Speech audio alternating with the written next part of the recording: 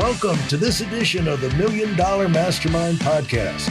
This is where we pick the brains of high achievers from all walks of life and get their hard-earned, real-world insights on winning. I'm your host, Larry Weidel.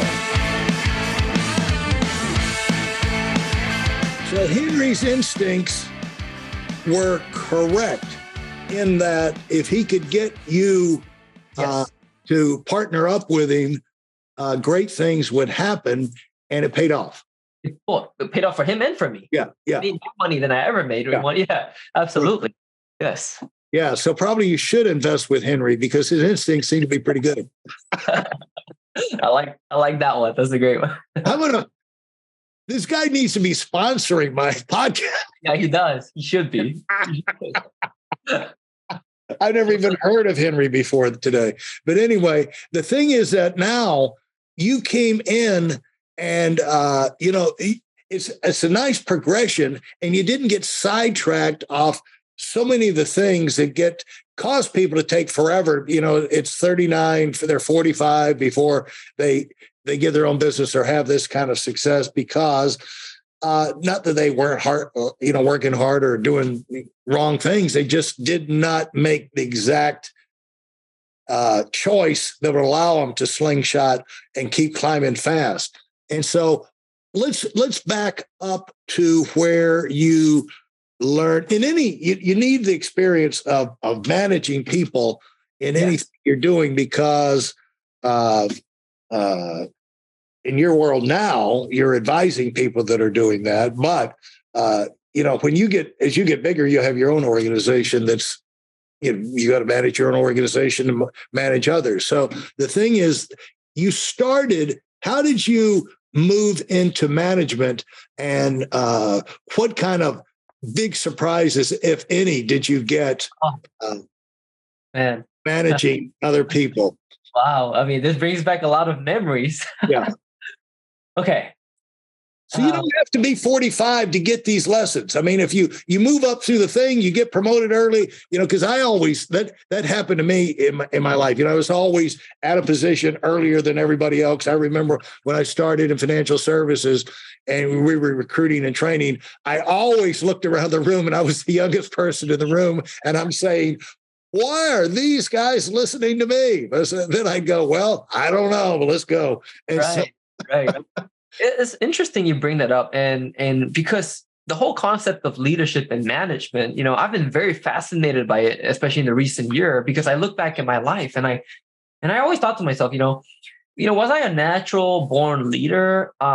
Yes and no. I had some traits of leadership even at a young age, but I never had a platform to actually develop it. Yeah. So the best part for me was when I did ROTC in university. Right. That was when I was training to become a commission officer. Right. Every day we were just learning about leadership. Now, okay. That was fantastic. What do they teach you about leadership? I'm curious about that. What does the Army teach you about leadership? Absolutely. I'll tell you a few quotes that I'll never forget from my Lieutenant Colonel. Colonel died. So one of my favorite quotes from him that I learned from him is, whenever your team or your platoon experiences failure, right? When you fail, your team fails. As the leader, you must take 100% ownership of the failure, even though it wasn't your fault. Now, The flip side is true. If your team experiences success, you will then give all credit to your team and take none for yourself. Right. So you would teach us things like that in class. Yeah, that's great. Amazing, which was amazing for me at a young age. Yeah. Because once you know it, and you don't have to figure it out on your own. You can operate in a productive way. You can make sure the words that come out of your mouth are not creating static or obstacles or conflicts with the people you're around. It enables you to be intelligent with self-editing what way you respond to situation, because a lot of the time in leadership, there's a leader there because you need a leader. Sheep need to be led, and the sheep, wander off in all the directions, and you're in charge. the thing is, the blame's going to come down on you, and so if it's not done, so you might as well accept it, Right. And so the thing is that when you know how to talk to people, and you know what's a productive thing to say and a not productive thing to say, you could just save yourself so much grief. Absolutely. Absolutely. And so you picked up a lot of lessons right there about leadership in your ROTC training. Now, when you moved into how was that when the rubber met the road? You got into the real world. Yes. How did that go? Now that's where things went fun. So I had all these theory, right? And to be fair, I was also doing ROTC. I got promoted to becoming the battalion command sergeant major for my final year. So I was congratulations. I was in charge of my entire university. And until today, I don't know why I got selected for it. Honestly, I just think that my cadre, the staff members, just saw potential in me. But so I got some, a bit of hands-on experience of actual management. But when I got to Dan's company, this is where, let's just say, stuff hit the fan. And I'll tell you why. Because when I came into the real world and actually had to manage a sales team, right? And he only promoted me because he saw my leadership potential as well as my experience with the military. Okay. That's why Dan promoted me to sales manager, right? Yeah. And like you said, it was the first time where the rubber met the road. And so I literally tried to treat everybody like the military. That was literally how I operated for the first year, and it was not good. It was not good. I was extremely aggressive. I would belittle people. I would fire people at the slightest drop of the hat. I would just fire them off the team. I was so aggressive to the point where Dan would get emails complaining about me from people that I fired. So that was how bad I was in the beginning, because You're like a little Napoleon. Exactly. Absolutely. Right. I was brutal. But there was also good things from that, because I realized what it actually took so I went on the far extreme, right? Like I went extremely aggressive. And I think when it comes to managing a sales team, you do need some aggression. Just dial it down a little bit. You can't be too passive. You will not hit any sales targets with you passive. Cannot be passive. Right. You got to be. But there's ways.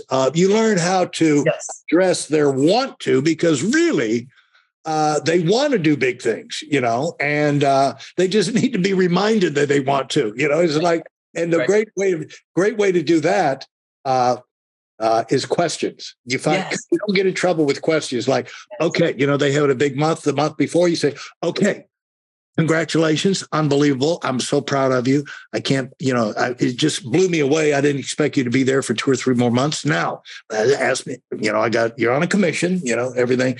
Do you want to take a month or two to kind of recover from this massive effort that you made, or do you want to keep growing? Because, I'll understand if you want to back off, but, oh, no, I'm going to keep growing. Is it? Oh, really? You want to keep growing? Really? Okay. And so, but they're telling you, that they want to, rather than you say, you got to keep growing. Yes, absolutely. So that's got to tap into that want to, Yeah, that's the lesson I had to learn in my first year, was that I was, I took basically the theory from the military, and I had to then figure it out in the real world as I went along. And thankfully I improved. Thankfully I learned from my mistakes. Yeah.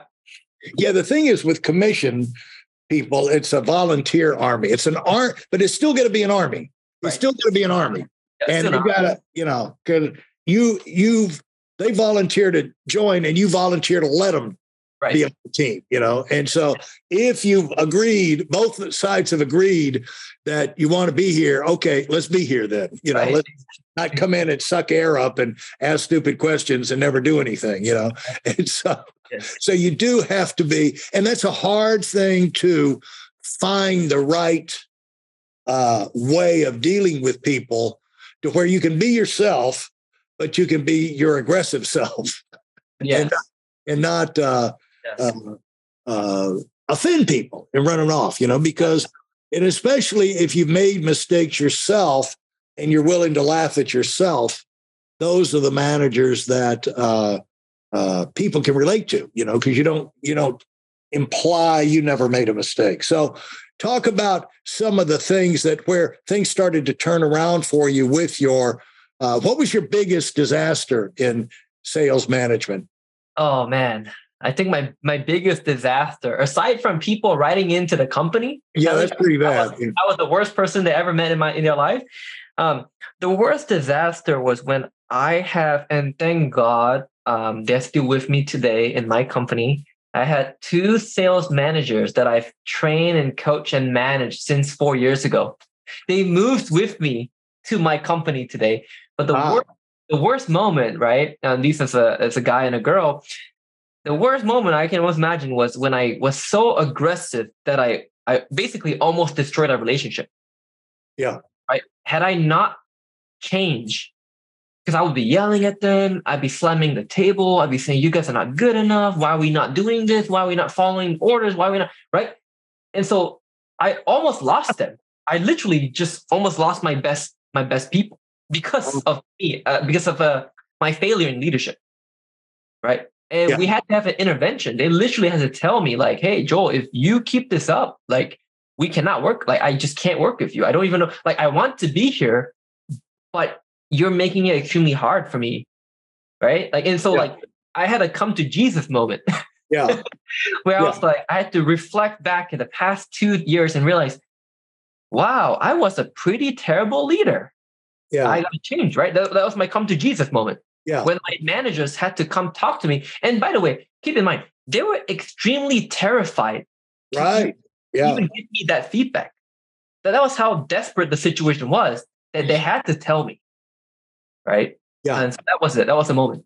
Well, that's the thing that the best thing really that happens to you on the way up the ladder and building things is your rough edges get knocked off, unless I was hoping that would happen to Donald Trump when he ran for president, but it just seemed like it sharpened his edges, Right. It didn't knock him off. It just sharpened him. Yeah. But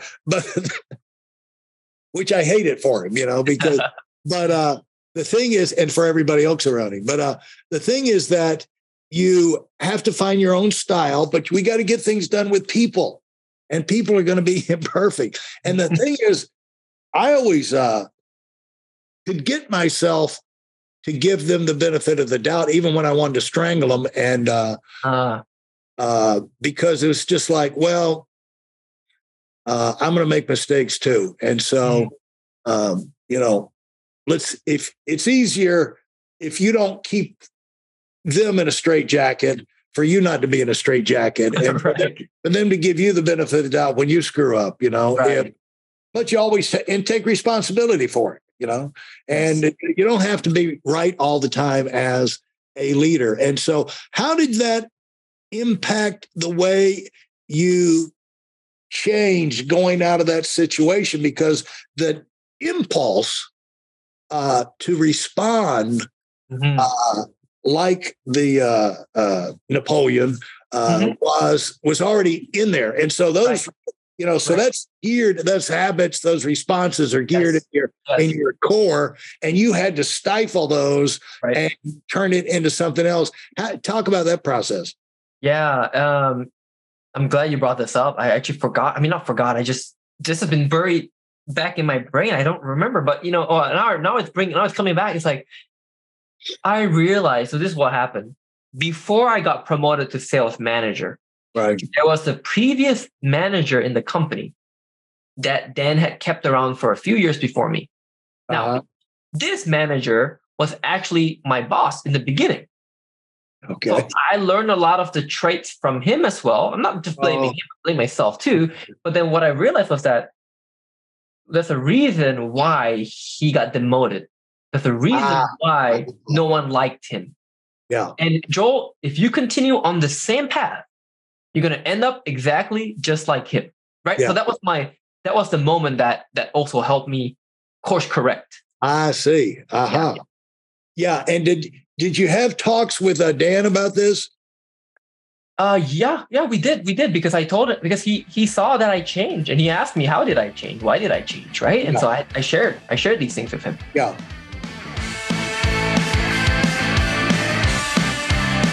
Thanks for listening to the Million Dollar Mastermind. If you felt there were any valuable takeaways from this episode, please take a minute and leave us a 5-star review.